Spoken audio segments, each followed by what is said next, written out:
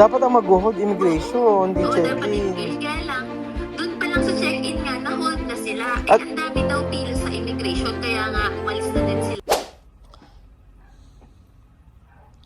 Ay naku, paano kaya yung bail? Ganun. Tawagan ko si Aya. Kakatawag nga lang ni Beng. Wala na nga. Sabi, sinara, kakatawag lang, ngayon lang. Sinasara na yung yung cabin. Sabi, antay sila ng antay, ayun, nakaalis na.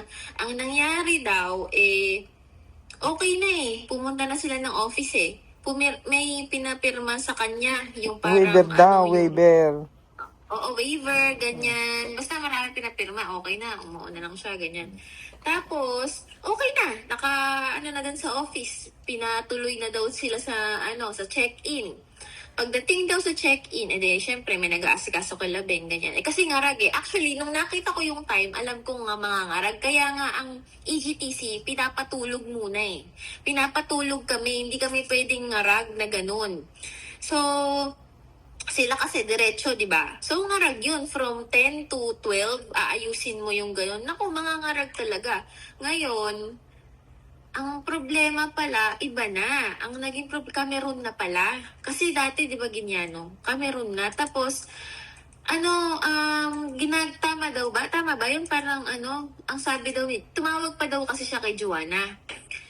Nung pumasok na sila, kasi nga wala nang time, pumasok na sila, tinawagan niya si Joanna, sabi, pagdating ng immigration, ibigay lahat ng papel. Tapos, yung pala, doon sa may doon sa may tawag dito, doon sa check-in, nag-check-in na, inantay nilang ganyan. Nagulat sila, nung nag-check-in na sila Joanna, itong Joanna, pinabalik sa office. Hindi na niya, syempre, naka-check-in na sila, hindi niya alam. Si Joanna na lang ang pumunta ng office, hindi na niya alam kung ano nangyari. Tapos, ang sabi daw ni Joanna, kailangan daw nilang gawan ng visa. Hindi, wala. May visa ba talaga? Wala.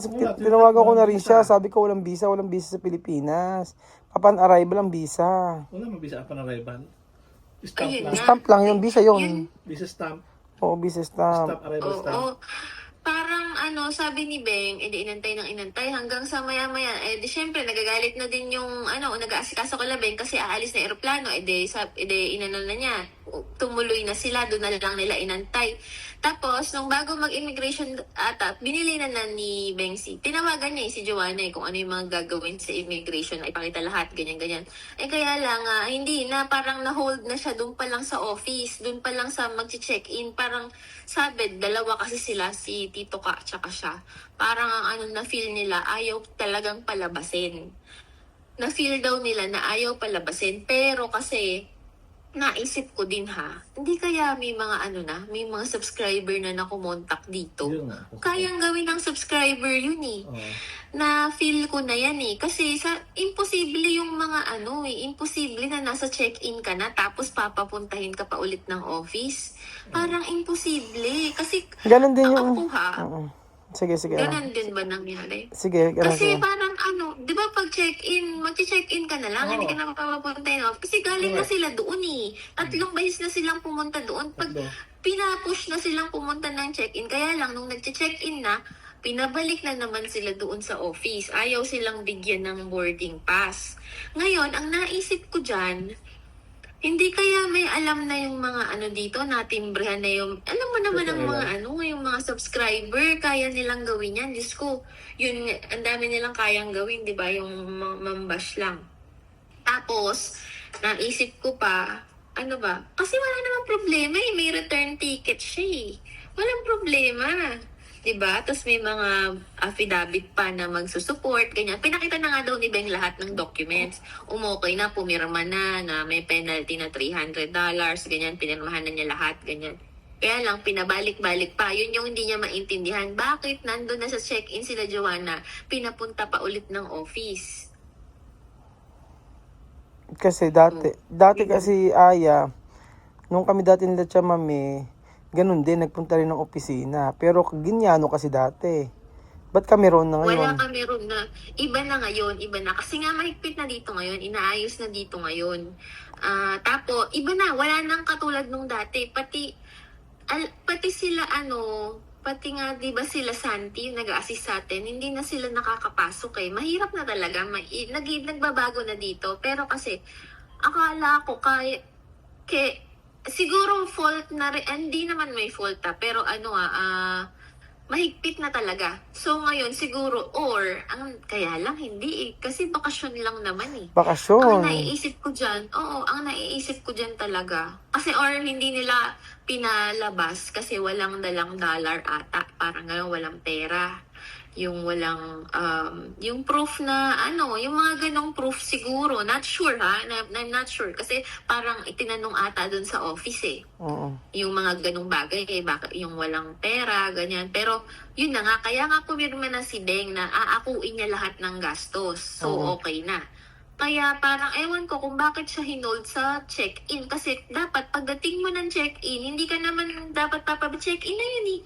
Check-in yun, walang Ang kaya hold dapat lang, sa ewan iyo, ko, bakit immigration. Dapat ang mag-hold immigration, hindi dapat check-in. immigration. Kaya lang, doon pa lang sa check-in nga, na-hold na sila. At- Ang dami daw pila sa immigration, kaya nga umalis na din sila, Beng. At saka, Parang bakit inantay na lang niya. pinagtagal-tagal pa, di ba? Oo. Hindi man lang nakarating Pero ng immigration. na din talaga ako dyan. Nung nakita ko yung time, nagulat din ako kasi kami, di ba, pinapatulog pa kami ng Malabo para 9 a.m. nasa Malabo na kami. Nasa Malabo Airport na ako ng 9 a.m. eh. Sila kasi anong oras pa dumating yung yung Kronos? 10:30, 11. Hanggang anong oras? Di parang 1 hour na lang silang mag-check-in. Di ngarag naman lahat nun, di ba? Yun yung pangit pala dun sa company nila Beng. Kasi yung company nila Beng, dire-diretso. Yung sa atin, pag EGTC, dun pa kami natutulog. May oras pa kaming mag-check-in. Sila, wala, ngarag na. Yung pa yung isang factor na kasi kung taga EGTC yun, marami pang time. Marami pang time na mag-asikaso from 9, 10, ganyan. Sila kasi hindi pwede dire-diretso. Yun yung parang factor din eh, na ngarag sila eh. So, ayun, sabi naman ni Beng, tawagan daw kita. Sabi niya, pasensya na daw talaga at ginawa daw niya yung best niya talaga. Hindi naman daw niya iniwan, sabi ni Beng na ganyan. Talagang hirap na hirap lang daw talaga siya doon and hindi daw niya alam kung bakit pinabalik pa sa office doon from self-check-in. Ayun, nagulat ako actually.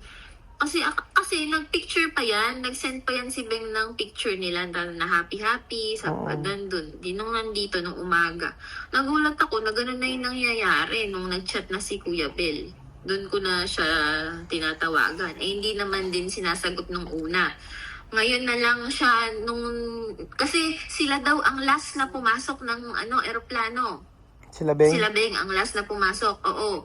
Tapos, kakapasok lang din nila halos eh. Sila yung last na pumasok kasi inaantay nga nila. Tapos tinatawagan niya si Joanna. Ayun, yung sinasabi daw ni Joanna, kailangan daw ng visado.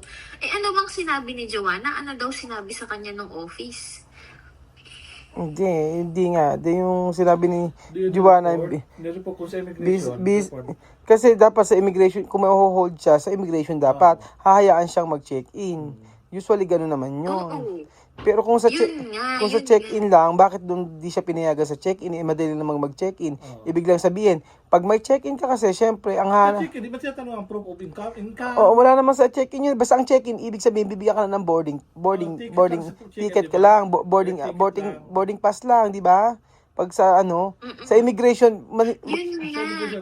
di ba? Hindi na sila nakapasok ng immigration. Hindi na nga Hindi eh. na nakapasok eh. Kasi, So, ibig sabihin, ang nafe-feel ko dyan ha, imposible kasi eh. Dapat doon sila sa immigration Ang nafe-feel ko dyan, baka naman may nagtimbre na.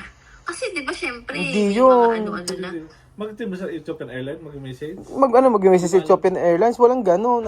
Ang naano ko dyan kasi, baka siguro mahigpit na nga kasi dyan. Kaya lang, Mahigpit na. Kasi, mahigpit na isa din yan. kaya lang kasi, Na-realize ko din ha.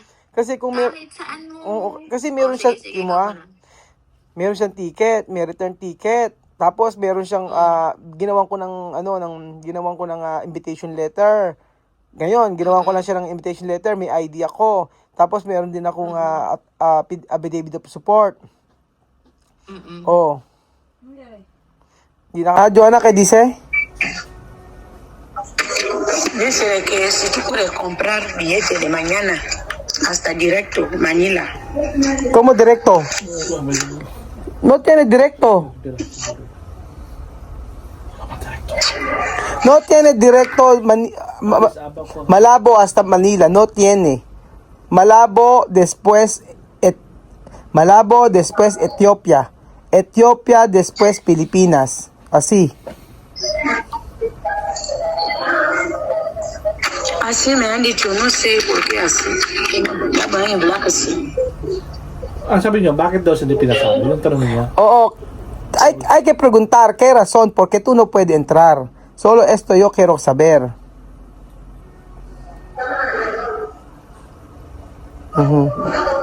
Sí, porque han dicho de que de Hong Kong no se está cerrado, no acepta para que mi pasaporte entra. Hong Kong Solo yung avion, no? Solo avión. No bahar ng Hong Kong. No bajar avión. Tanga-tanga yung yung lalaki na pa. Para kasi bigyan ko ticket. Joanna, ¿por qué tú no explicar?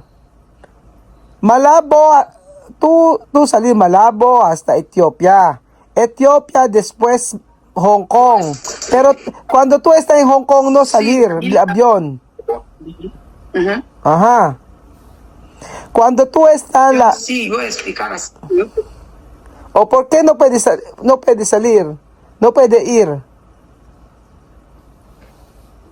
No sé, dice el billete. Ano? Dice bilete que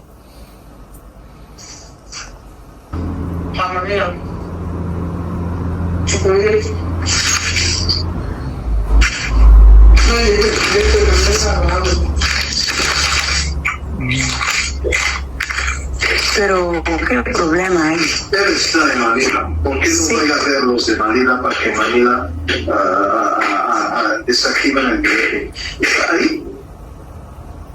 ¿qué ha dicho? Como si yo estoy en Málago, voy a ayudar a los de Málago para Sí, que para desactivar desactivar. el billete. ¿Está ahí? ¿Qué ha dicho? Que cambia la fecha. Que vaya a verles Que tú cambias la fecha a mañana. y vas a verles que mira, esta persona viene aquí en Manila, por favor, dejar el billete, como a activar el billete para que nosotros aquí en Málaga Yes. Yo no entiende. ¿No entiendes? Activate.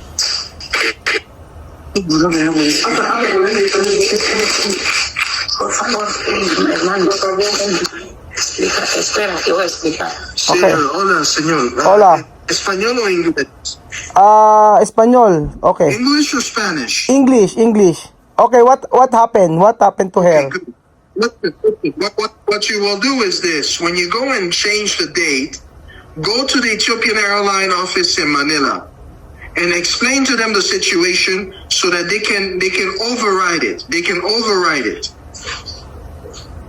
No, I mean, what is the reason why you did not allow her to enter in the immigration or in the check-in counter? I'm always explaining it to you. The ticket has been blocked because they noticed that the person will be going and stopping in Hong Kong, and that is not possible. She's not Filipino. She's Guinean. It's not going. No, she's not going to Hong Kong.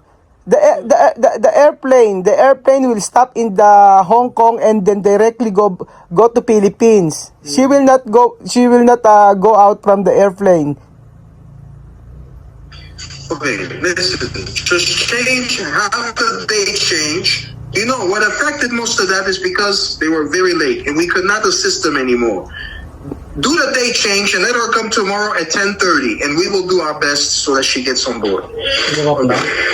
Do you have a flight tomorrow? Huh? Yeah, we do. We have a flight tomorrow.